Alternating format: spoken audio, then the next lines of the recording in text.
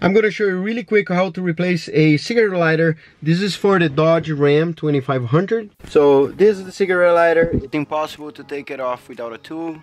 And you see right inside, in one of the sides, you see a little mark. I'm going to show you right there.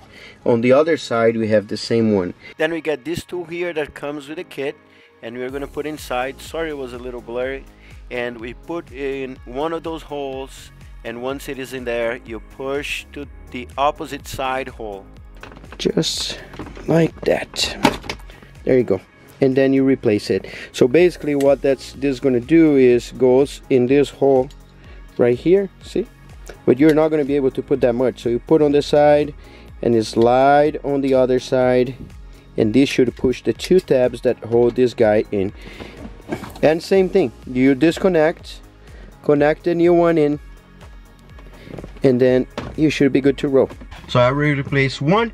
I'm going to replace the other one.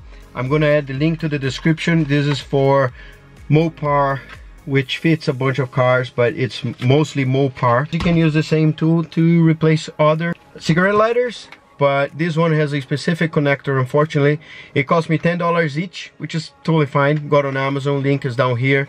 Hope this helps you. Don't forget to subscribe to my channel. There's a bunch of more tips and tricks coming up, and later.